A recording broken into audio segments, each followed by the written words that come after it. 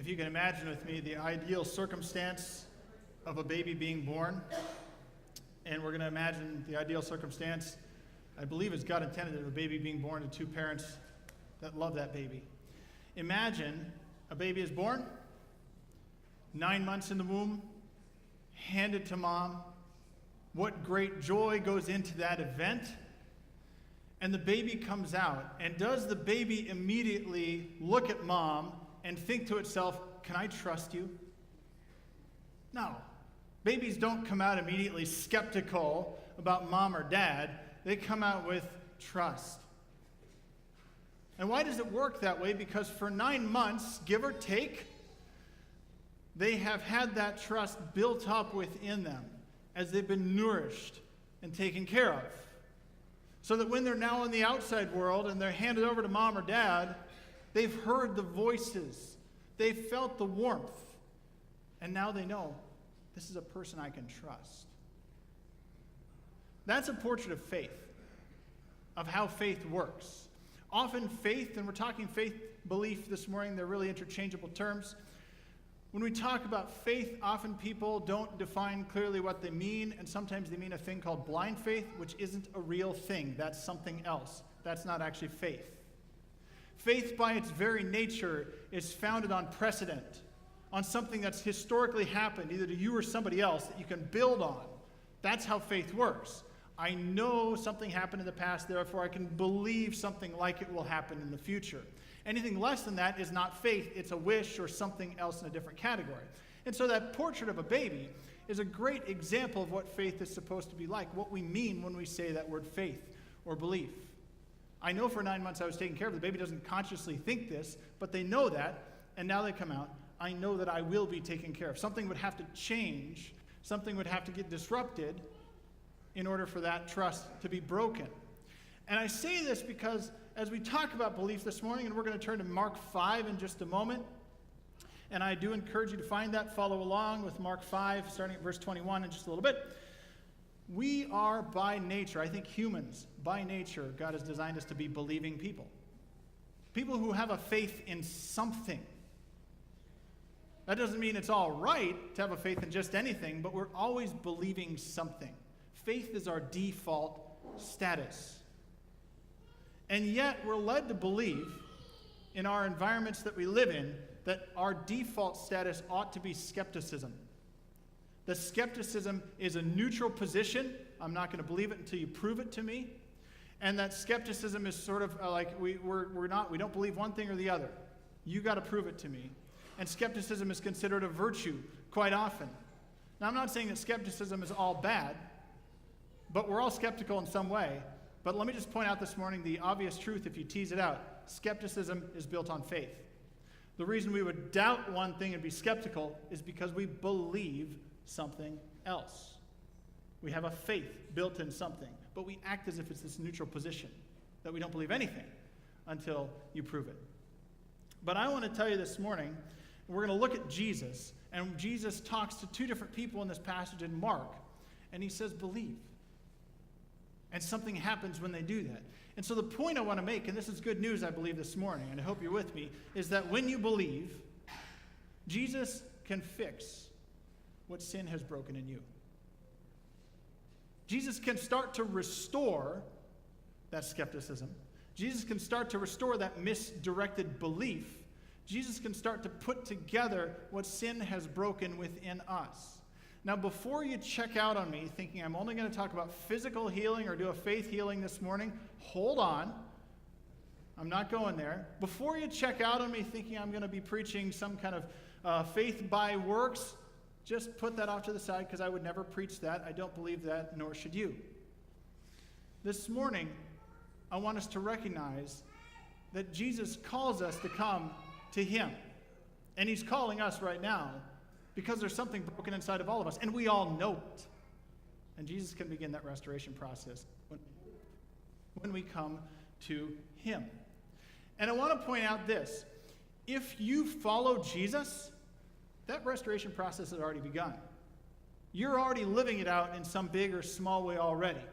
And if you're hearing this morning, still not sure what it is that I'm going to say about this, Whether you follow Jesus or not, can I ask you to just dial back the skepticism a little bit and just let the words and the story of Jesus healing two people, in fact, perhaps even more than two if we think about it, wash over you this morning.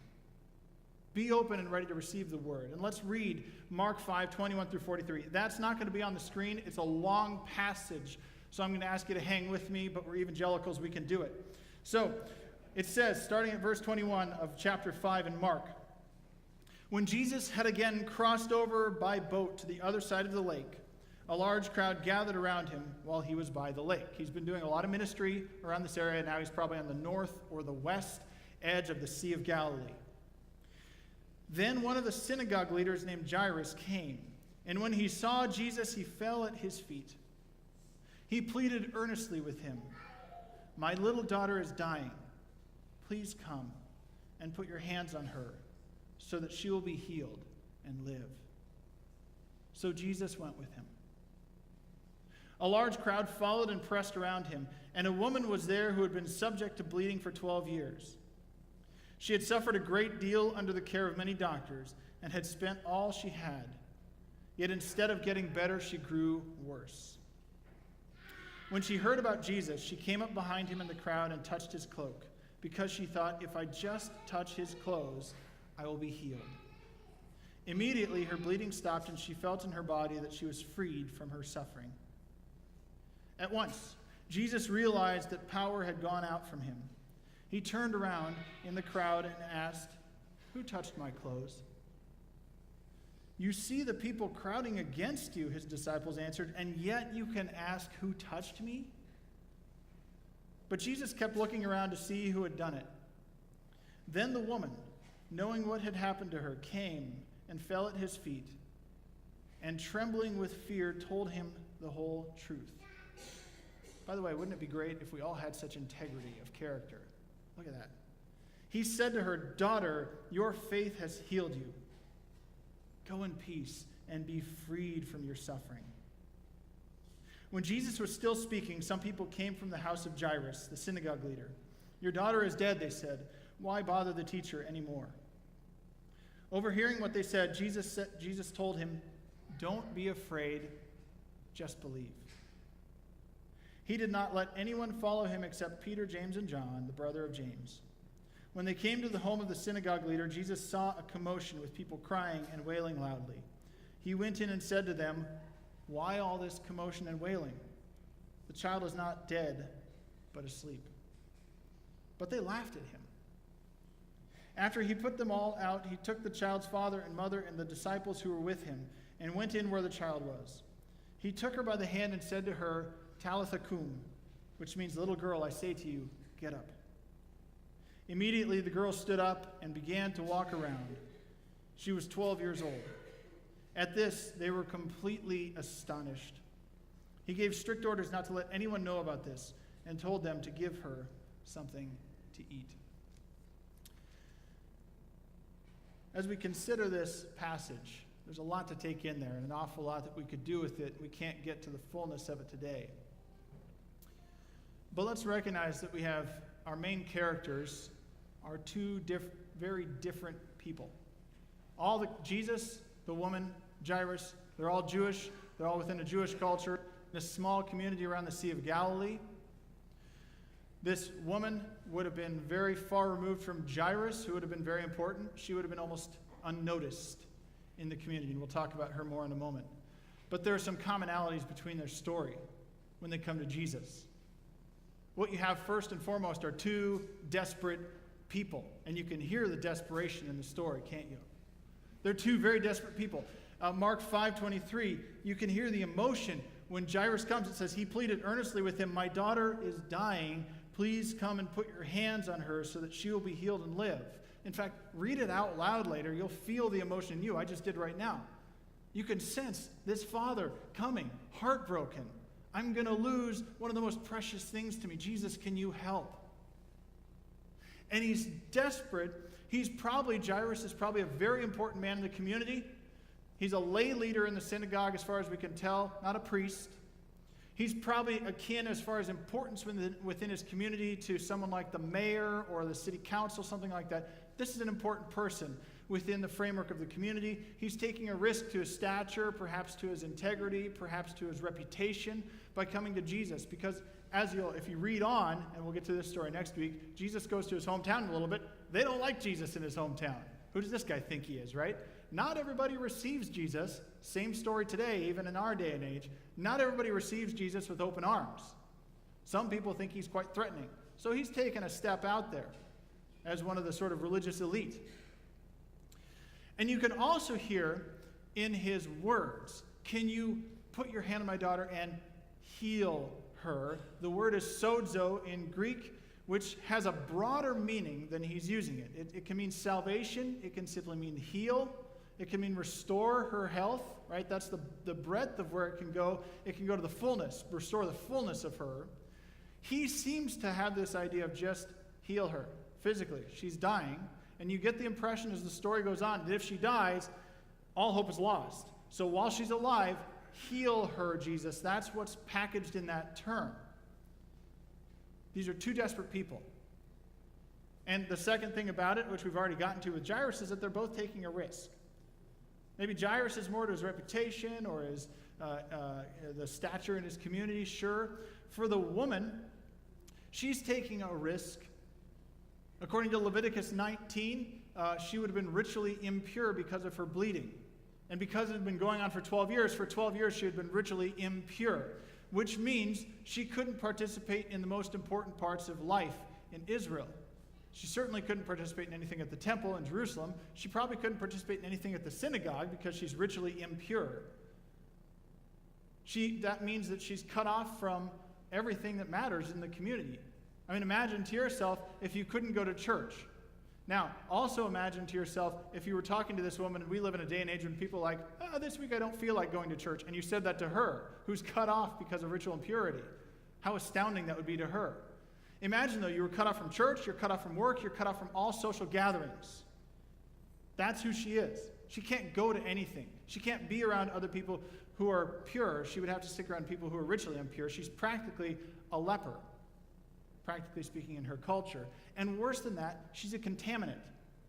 So if she touches anybody else, they're ritually impure. If she sits on anything or lays on anything, that thing is ritually impure. And anybody who comes into contact with that is ritually impure for a time. So when she goes into a crowd, she's taking a big risk of potentially making other people ritually impure, which could make them very upset at her.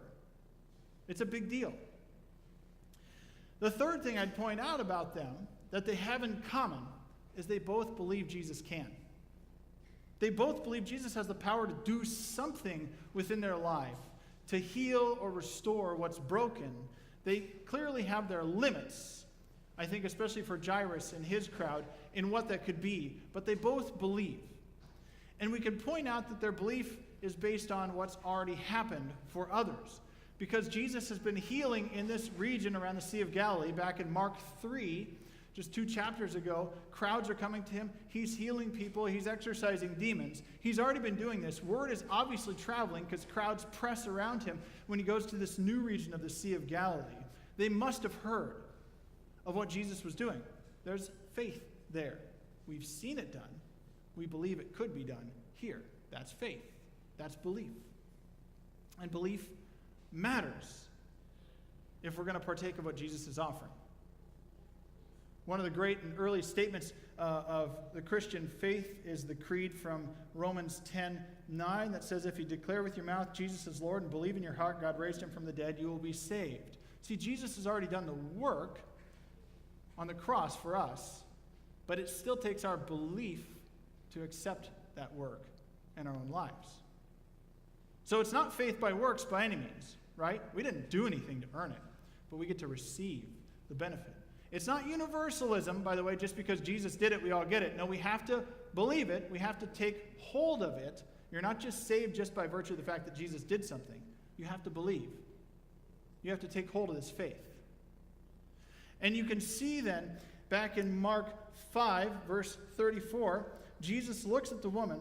He says, daughter, your faith has healed you. Go in peace and be freed from your suffering. What remarkable words those must have been to her. What a freeing moment for her. And we have to disconnect this idea that just because Jesus did it or just because Jesus has the power, it doesn't require something from us. Just a couple weeks ago, I had a serious infection and I slept for a week. My body just said, nope, you're not getting up. You're done. And I was out. And as I was kind of half awake, half asleep, I had some movies on every so often in the background. I was watching Raiders of the Lost Ark. And then I was also watching Indiana Jones and the Last Crusade. I skipped the middle one because why would we waste our time with that one? But if you watch both of those movies, you see that the belief in the movies is that the Ark of the Covenant and the Holy Grail both have power in and of themselves. That the Ark of the Covenant must have been magically made by God and brought down from heaven, and whatever army has that in their power will be the most powerful army in the world. But it has no inherent power of its own. It only stands as a symbol of God's power with those who believe. Right? So we can't just assume that if we have Jesus saying, I have this power, that we're going to be able to partake of that just by nature. We have to believe. We have to partake. We have to receive what Jesus is offering. Jesus also looks at Jairus in verse 36. He says, don't be afraid, just believe. How hard are those words probably for Jairus at that moment to receive?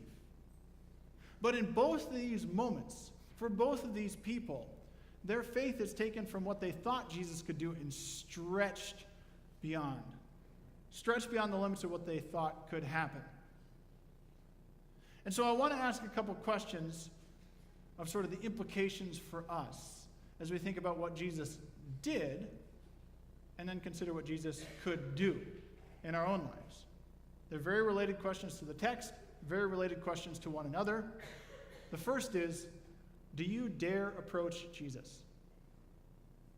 I mean, do you dare approach Jesus and take your real human needs and concerns to the rabbi for restoration and healing?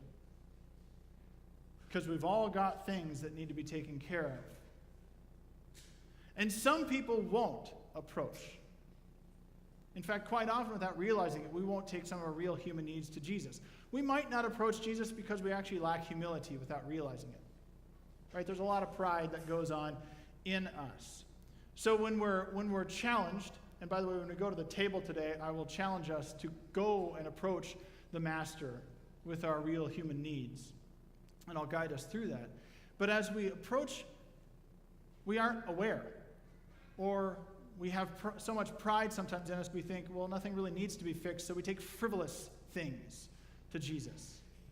Things that are small, wants, not needs, to Jesus. And it's not that Jesus is unconcerned about those. It's just often there are deeper things that need to be addressed underneath those things. We sometimes won't go when we lack humility, and we won't go before Jesus because we're entitled, whether we know it or not. We have a sense within us when things happen around us and bad things happen, we think, I didn't expect, fill in the blank. I don't deserve, fill in the blank, for this to happen to me because, or this should never happen to me for this reason. We have this idea that we're entitled, that we have these rights that God has infringed upon when God has actually given us the gift of all good things, not the right to all good things. And we have to realize what God has given us.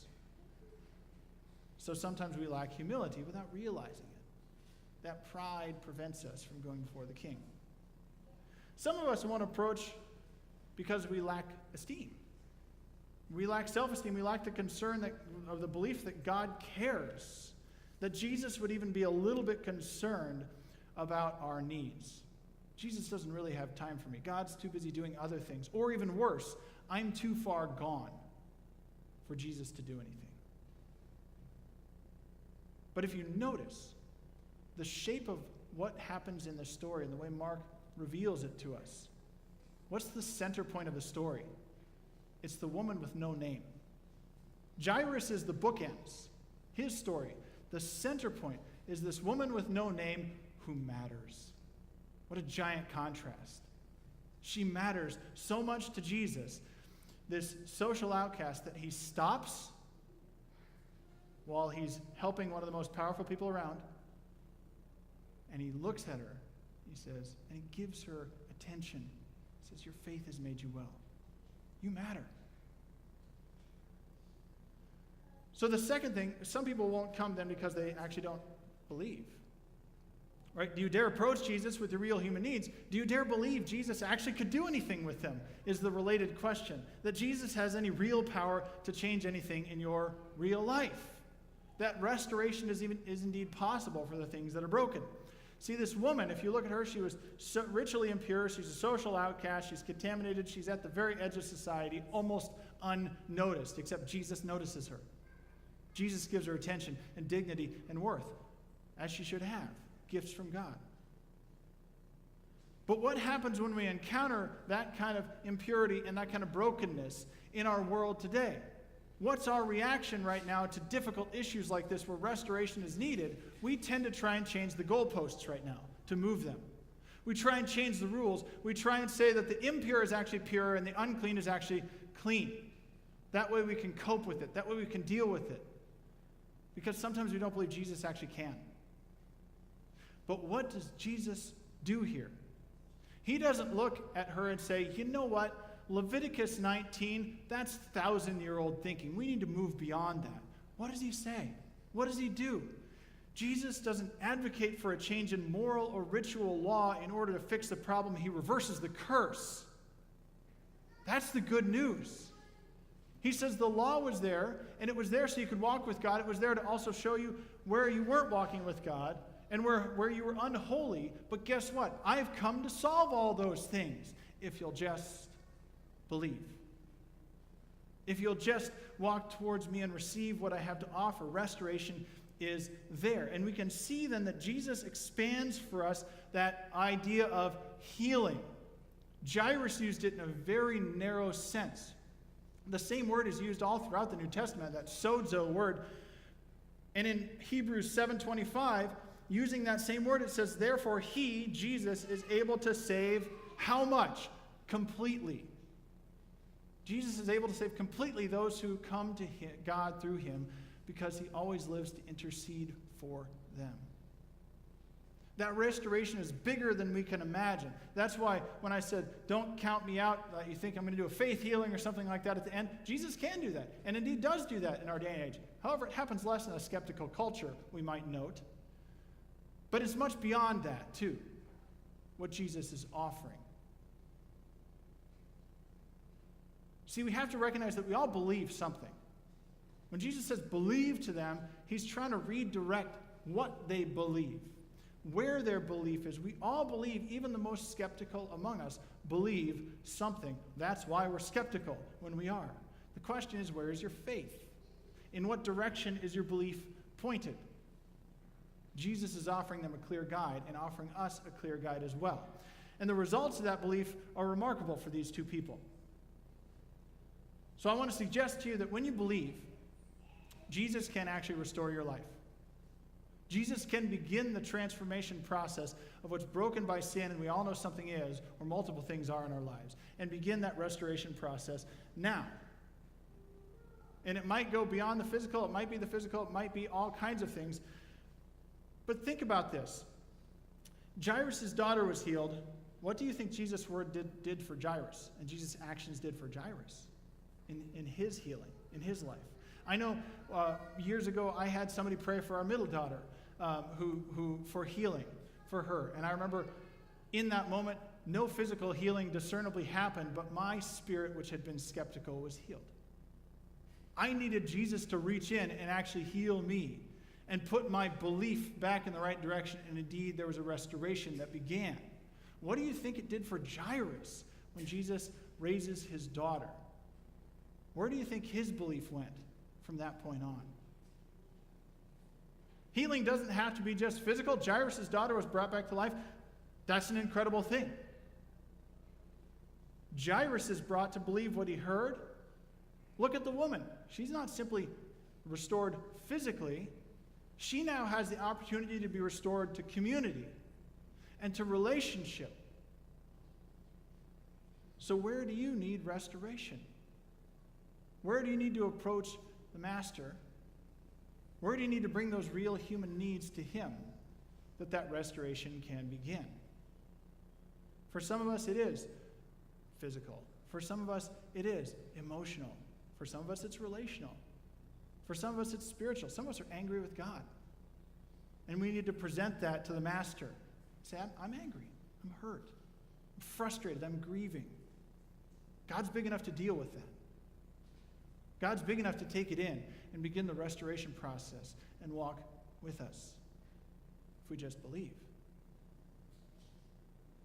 The second thing I want to point out is that when you believe, your restoration can impact others' ability to believe.